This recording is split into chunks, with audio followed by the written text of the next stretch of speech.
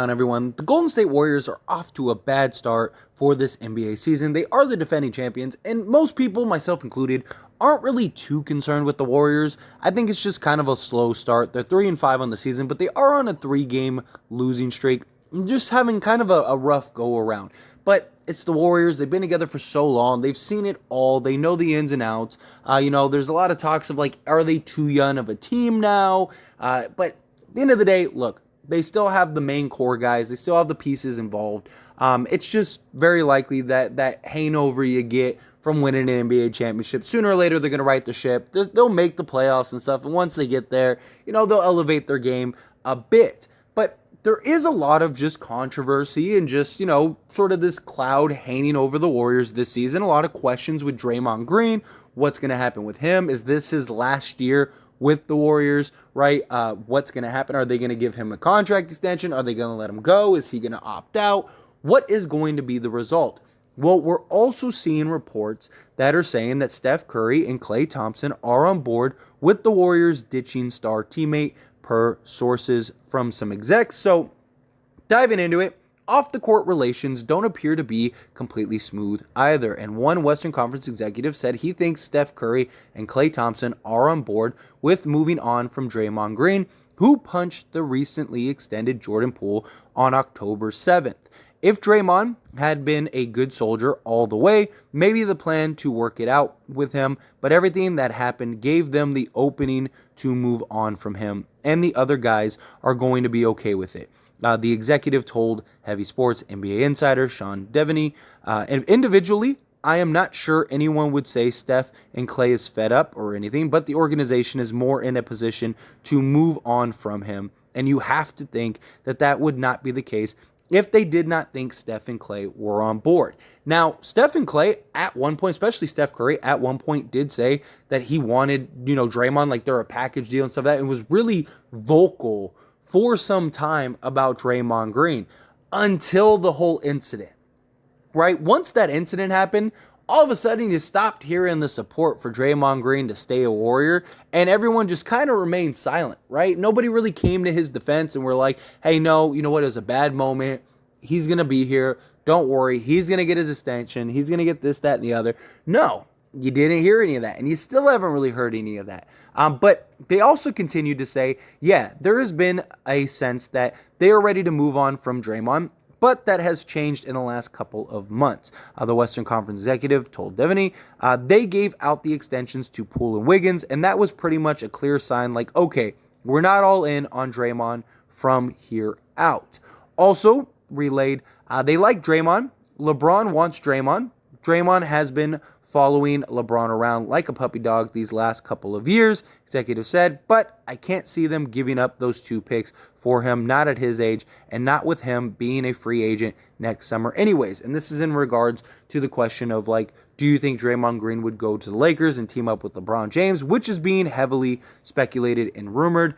I don't think the Lakers would make that deal. I don't think that they would trade for Draymond. Especially if they could sign him. But even then, I think Draymond, he wants a max, and I don't think the Lakers would give him a max with his age, with his decline, stuff like that. But if he wanted to come to the Lakers for $10 million a year, I think the Lakers would take a shot on him. Low risk, high reward type play, something like that. But I don't personally think Draymond will go to the Lakers. But nonetheless, again, Steph and Klay, you really heard a lot of the defense earlier in the offseason.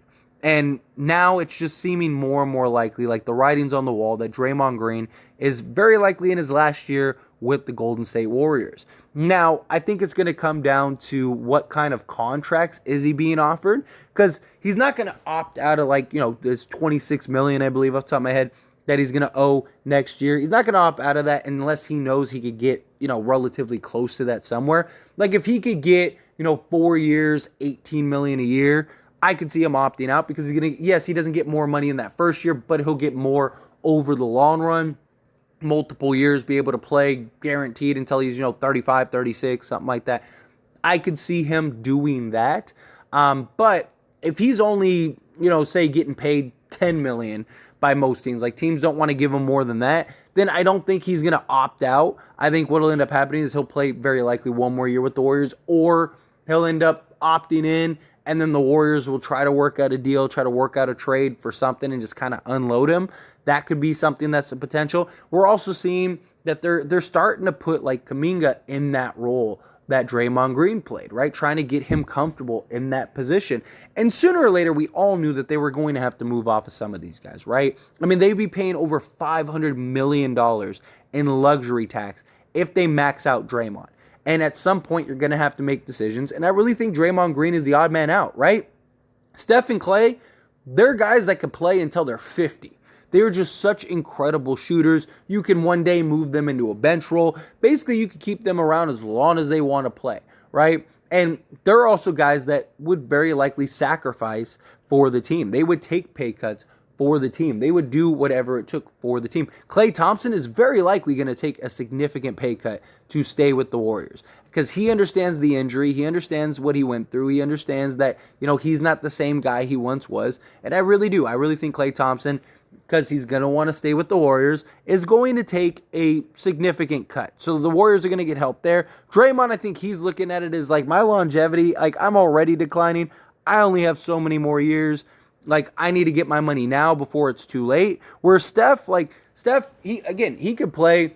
Teams will give him $10 million at age 47 because the dude will be a lights out shooter even then, right? He could eventually evolve into the Ray Allen role and just be a spot up shooter, catch and shoot guy, and he'd be still the best 3-point shooter in the league, right? I mean, he is so good, so talented, such a great dead-eye shooter.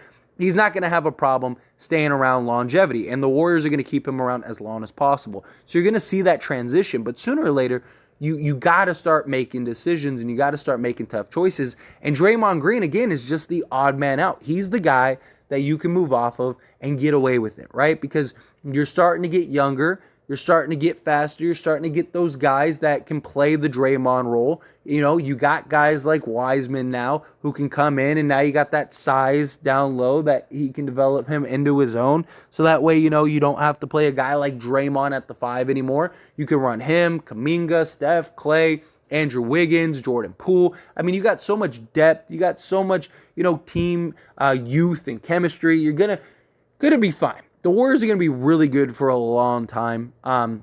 Whether they win championships going forward or not, we'll see. We'll see how the younger guys develop into their own. But very likely, they're going to be at least in the conversation for many years to come. As poorly as they're playing right now, they're going to make the playoffs. They're going to be fine. Once they get to the playoffs, it's a different story. It's a different conversation, different everything.